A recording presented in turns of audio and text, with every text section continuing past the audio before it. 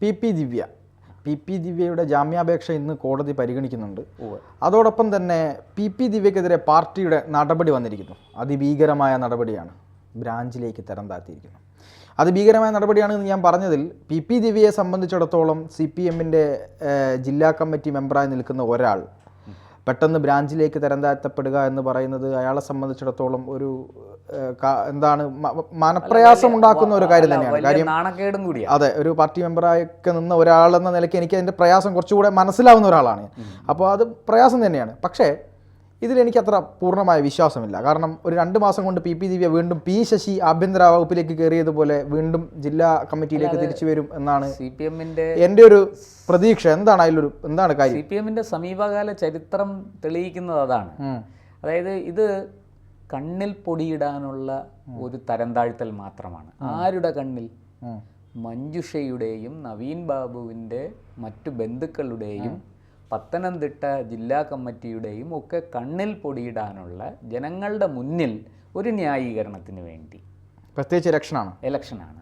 അപ്പോൾ ഈ തീർച്ചയായിട്ടും ഈ കണ്ണൂർ പൊളിറ്റിക്സിനകത്ത് നമുക്ക് അറിയാവുന്ന കാര്യമാണ്. അവർ വിചാരിക്കുന്നത് പോലെ കാര്യങ്ങൾ ചെയ്യാനുള്ള തൻ്റെ ഇടവും ശക്തി അവർക്കുണ്ട്. പി ശശിക്കെതിരെ തന്നെ വലിയ ആക്ഷേപങ്ങൾ ഉയർന്ന അവസാനം ഗതികെട്ട് വേറെ ഒരു നിവൃത്തിയും ഇല്ലാതെ പാർട്ടിയിൽ നിന്ന് പുറത്തേക്ക് പോകേണ്ടി വന്നു. അദ്ദേഹത്തിന് വഴിയൊരുക്കി കൊടുത്തു. എന്നിട്ട് എന്താ സംഭവിച്ചത്? ഒരു നിശ്ചിത കാലം കഴിഞ്ഞപ്പോൾ അദ്ദേഹം തിരിച്ചു കയറി. ഇല്ലേ, നമ്മുടെ ഇദ്ദേഹം കൈരളി TV-യുടെ ചീഫ് എക്സിക്യൂട്ടീവ് എഡിറ്ററായിരുന്ന പിന്നെ നമ്മുടെ ജോൺ ബ്രിട്ടാസ്, അദ്ദേഹം പിന്നെ ഇടക്കാലത്ത് കൈരളി വിട്ടിട്ട് പിന്നെ ഏഷ്യാനെറ്റിൽ പോയിരുന്നു. ഏഷ്യാനെറ്റിൽ നിന്ന് ഒരു നിശ്ചിത കാലം കഴിഞ്ഞപ്പോൾ തിരിച്ചു വന്നു. വളരെ കുറച്ച് നാൾ. അതുപോലെയാണിതും. പി ശശിയുടെ കാര്യത്തിൽ സംഭവിച്ചതുപോലെ തന്നെ പി ദിവ്യയുടെ കാര്യത്തിൽ സംഭവിക്കും. ഇപ്പം എന്തുകൊണ്ട് ഇത് ചെയ്യുന്നു എന്ന് ചോദിച്ചാൽ, ഇന്ന് ജാമ്യ ഹർജിയിൽ വിധി പറയും. ഉറപ്പാണ് ദിവ്യയ്ക്ക് ജാമ്യം കിട്ടും. ജാമ്യം കൊടുക്കാതിരിക്കാനുള്ള വകുപ്പൊന്നുമില്ല. പിന്നെ ജഡ്ജിയുടെ വിവേചനാധികാരം അത് മാത്രമാണ് ഈ മഞ്ജുഷയുടെയും കുടുംബത്തിൻ്റെയും ഒരു പ്രതീക്ഷ.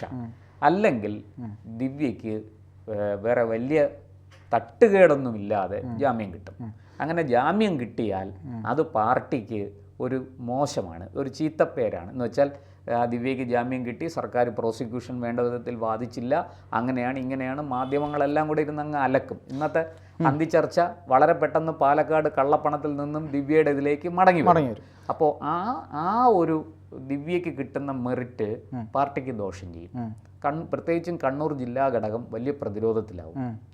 ഈ പ്രതിരോധത്തിലാകുന്ന ജില്ലാ ഘടകത്തിന് പറഞ്ഞു നിൽക്കാൻ, അവർക്ക് ന്യായീകരിക്കാൻ എന്തെങ്കിലും വേണം. അതിനവർ കണ്ടുപിടിച്ചൊരു സൂത്രപ്പണിയാണ്.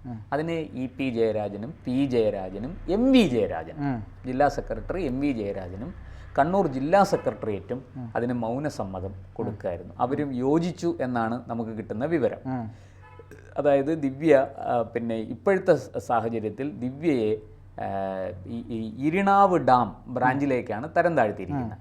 അങ്ങനെ ചെയ്തില്ലെങ്കിൽ അത് ദിവ്യയ്ക്ക് ജാമ്യവും കൂടി കിട്ടിക്കഴിഞ്ഞാൽ വലിയ തോതിൽ മാധ്യമങ്ങളുടെ ആക്രമണം ഉണ്ടാകും, ജനരോഷം ഉയരും. പാലക്കാട് തെരഞ്ഞെടുപ്പിൽ ഉൾപ്പെടെ അതൊരു തിരിച്ചടിയാകാൻ സാധ്യതയുണ്ട്. ഇതെല്ലാം കൂടെ ചേർത്ത് വായിച്ചപ്പോൾ അവരൊരു ബാലൻസ് ചെയ്യാൻ വേണ്ടിയിട്ട് ഇതിനെ ഒന്ന് സന്തുലനം ഉണ്ടാക്കാൻ വേണ്ടിയിട്ട് ചെയ്ത ഒരു പണിയാണിത്. ഇത് വളരെ തീർച്ചയായിട്ടും ഈ കേസ് തേഞ്ഞു മാഞ്ഞു പോകുന്നതോടുകൂടി ദിവ്യയെ അവർ തിരിച്ചു കൊണ്ടുവരും. ദിവ്യ പിന്നെ ജില്ലാ സെക്രട്ടേറിയറ്റ് അംഗമാകുമെന്ന് മാത്രമല്ല, ജില്ലാ പഞ്ചായത്ത് പ്രസിഡന്റിലേക്ക് മടങ്ങി വരും. CPMന് അതറിയാം. പക്ഷെ അതിനപ്പുറത്തേക്ക് എനിക്കൊരു സംശയമുള്ളത്, കണ്ണൂർ CPMനകത്ത് ഒരു 2 ചേരിയുണ്ട്. അതായത് നമുക്കറിയാവുന്നതാണ് 2 ചേരിയുണ്ട്. അത് ജയരാജന്മാരൊക്കെ ഇപ്പോൾ പല ചേരികളിലാണ്. 14 ജില്ലകളിലും ഇത്തരത്തിൽ ചേരികളുണ്ട്. അപ്പോൾ ഈ പി ദിവ്യക്കെതിരെ കിട്ടിയ ഒരു അവസരം ദിവ്യയെ അടിക്കാനായിട്ട് ചില നേതാക്കന്മാർ ഉപയോഗിച്ചു എന്നുള്ള ചില അഭ്യൂഹങ്ങൾ കൂടെ വരുന്നുണ്ട്. അത് അഭ്യൂഹം മാത്രമല്ല, എനിക്കതിന്റെ അല്ലെങ്കിൽ നമുക്ക് കിട്ടിയ ചില വിവരങ്ങൾ പുറത്തു പറയാൻ പറ്റില്ല. പക്ഷെ എങ്കിൽ പോലും വളരെ ലളിതമാണ്, അത്രയൊന്നും പോണ്ട. പി ശശിയോട് എതിർപ്പുള്ള ഒരു വിഭാഗം എല്ലാ കാലത്തും കണ്ണൂരുണ്ടായിരുന്നു. അതുകൊണ്ടാണല്ലോ പി ശശിക്ക് പുറത്തു പോകേണ്ടി വന്നത്. അപ്പൊ പി ശശിയുടെ ശിഷ്യയായ ദിവ്യയ്ക്കും അത് ബാധകമാണ്. പി ശശിയെ അടിക്കാൻ കിട്ടിയ വടി ഉപയോഗിച്ചവർ ദിവ്യയെ അടിക്കാൻ കിട്ടിയ വടിയും ഉപയോഗിക്കും. അത് സ്വാഭാവികമല്ലേ. അതിനകത്ത് നമ്മൾ ഒരുപാട് ബുദ്ധി വ്യയം ചെയ്യണ്ട. ചോദിക്കും, ബാക്കി പറയും. ഈ മഞ്ജുഷയുടെ ഒരു കാര്യം കൂടെ, അതായത് മഞ്ജുഷയുടെ പ്രധാനപ്പെട്ട ഒരു ബൈറ്റ് വന്നിട്ടുണ്ടായിരുന്നു ഇന്നലെ. അതായത് ഏതെങ്കിലും കാരണവശാൽ ദിവ്യയ്ക്ക് ജാമ്യം കിട്ടുകയാണെങ്കിൽ ഹൈക്കോടതിയിൽ അപ്പീൽ കൊടുക്കുമെന്നാണ് പറഞ്ഞത്. അതായത് ദിവ്യയുടെ ജാമ്യ ഹർജിയിൽ ഇവർ കക്ഷി ചേർന്നിട്ടുണ്ട്. കക്ഷി ചേർന്ന് കാര്യങ്ങളെല്ലാം കൃത്യമായി ബോധിപ്പിച്ചിട്ടുണ്ട്. കലക്ടർക്കെതിരായ കാര്യങ്ങൾ പറഞ്ഞിട്ടുണ്ട്. കലക്ടറുടെ മൊഴി തെറ്റാണ്, അദ്ദേഹത്തുമായി ആത്മബന്ധം ഇല്ലായിരുന്നു നവീൻ ബാബുവിന് എന്നുള്ള കാര്യം വരെ പറഞ്ഞിട്ടുണ്ട്. പക്ഷേ എനിക്ക് തോന്നുന്നത് എന്തായാലും ജാമ്യം കിട്ടുന്നത് തന്നെയാണ്. ഒരു പരിധി കഴിയുമ്പോൾ ഇപ്പോൾ ഹൈക്കോടതിയിൽ പോയാലും ഹൈക്കോടതിക്കും ഇക്കാര്യത്തിൽ വലിയൊരു കാര്യമൊന്നും ചെയ്യാനില്ല. കാരണം സുപ്രീം കോടതിയുടെ നിർണായകമായൊരു വിധിയുണ്ട്. അതായത് എങ്ങനെ ജാമ്യം കൊടുക്കാതിരിക്കണമെന്നല്ല നിങ്ങൾ നോക്കേണ്ടത്, എങ്ങനെ ജാമ്യം കൊടുക്കണമെന്നാണ്. അതായത് ഇന്ത്യൻ ഭരണഘടനയുടെ ഒരു ജനാധിപത്യ ബോധമുണ്ടല്ലോ. ഭരണഘടനയുടെ ഒരു ജനാധിപത്യ ബോധത്തിൽ നിന്നുകൊണ്ട് എപ്പോഴും ആ മൂല്യത്തെ ഉയർത്തിപ്പിടിക്കുകയാണ് നമ്മുടെ കോടതികൾ. അത് ദിവ്യയ്ക്ക് വളരെ സ്വാതന്ത്ര്യത്തിന് വലിയ വില കൽപ്പിക്കുന്നുണ്ട് നമ്മൾ. അല്ല, ഇവിടെ സുപ്രീം കോടതി പറഞ്ഞിരിക്കുന്നത് അനുസരിച്ച് ഈ അനാവശ്യമായി കസ്റ്റഡിയിൽ വെക്കുക, അനാവശ്യമായി റിമാൻഡിൽ വെക്കുക. ഇപ്പൊ അന്വേഷണം നടന്നത് പോലീസ് കൃത്യമായിട്ടൊരു എന്താ പറയണ്ടേ, ചാർജ് ഷീറ്റിലേക്ക് പോകാനുള്ള തരത്തിലുള്ള ഇതൊക്കെ വളരെ പെട്ടെന്ന് നടക്കും.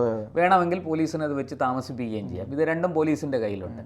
അപ്പോൾ ഈ പോലീസ് വെച്ച് താമസിപ്പിച്ചാൽ അത് പ്രതിയുടെ കുറ്റമല്ല, കുറ്റം ആരോപിക്കപ്പെട്ടിരിക്കുന്ന ആളിന്റെ കുറ്റമല്ല, പോലീസിന്റെ വീഴ്ചയാണ്, ജോലിയിൽ വീഴ്ച വന്നിരിക്കുന്നത്. അപ്പോൾ പോലീസിന്റെ വീഴ്ച കാരണം ഒരാൾ ജയിലിൽ കിടക്കേണ്ട ആവശ്യമുണ്ടോ?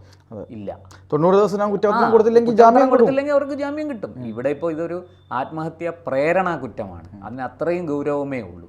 തീർച്ചയായിട്ടും കോടതിയിൽ നിലനിൽക്കാത്ത ഒരു കേസാണ് ഈ ആത്മഹത്യ പ്രേരണ. ഭൂരിഭാഗം പ്രേരണ കുറ്റങ്ങളും സ്റ്റേഷനിൽ നിന്ന് ജാമ്യം എടുത്ത് പോകുന്ന സംഭവങ്ങൾ പോലും ഉണ്ട്. തീർച്ചയായും എത്രയോ കേസ്, അതിൽ അത്ഭുതമൊന്നുമില്ല. ഇവിടെ ഈ പ്രിൻസിപ്പൽ സെഷൻസ് കോടതിയിൽ നിന്ന് കിട്ടിയില്ലെങ്കിൽ അവരടുത്ത് നേരെ മേൽക്കോടതിയിലേക്ക് പോകും.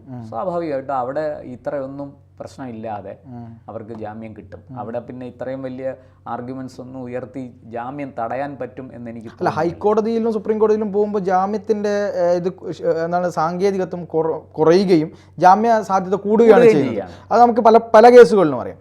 ഇപ്പോൾ പക്ഷേ പ്രശാന്ത് ഏട്ടാ, ഒരു കാര്യം എന്ന് പറയുന്നത് ഇവിടെ നമ്മളെയൊക്കെ ആശങ്കപ്പെടുന്ന ഒരു കാര്യം, പി ദിവ്യയിൽ മാത്രം ശ്രദ്ധ കേന്ദ്രീകരിച്ച് ചർച്ചകൾ പോവുകയാണ്.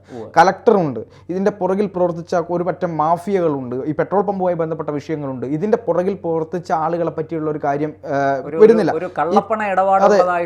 ഒരു ഇതുണ്ടായിരുന്നു. പ്രശാന്തനെതിരെ അന്വേഷണമില്ല.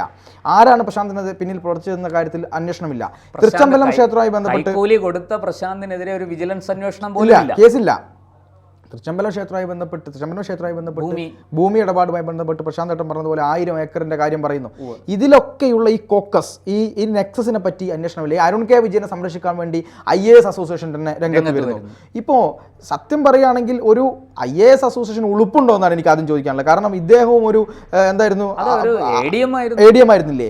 അവർക്ക് ആ കാര്യത്തിൽ അവർക്ക് ഒരു ജീവൻ നഷ്ടപ്പെടുത്തി കളഞ്ഞിട്ട് ഇങ്ങനെ ഒരു വൃത്തികെട്ട സംസാരിക്കാനോ, ഈ അവരെപ്പോഴും ശ്രീറാം വെങ്കട്ടരാമന്റെ കാര്യത്തിലായാലും അരുൺ കെ വിജയന്റെ കാര്യത്തിലായാലും ഇനി മറ്റ് ആരുടെ കാര്യത്തിലായാലും അവർ ഇങ്ങനെ തന്നെയാണ് പറയുക. പക്ഷെ ചില ദിവ്യാസ് അയ്യരെ പോലുള്ള ചില ഉദ്യോഗസ്ഥന്മാർ ചിലപ്പോൾ ചില സൈബർ ആക്രമണങ്ങൾ കടുത്ത രീതിയിൽ വെറുതെ ഒരാവശ്യവുമില്ലാതെ നേരിട്ടപ്പോൾ ഇവരെ കണ്ടിട്ടുമില്ല. അത് ഭരണപക്ഷത്തു നിന്നാണ് വന്നത്, മനസ്സിലാക്കണം.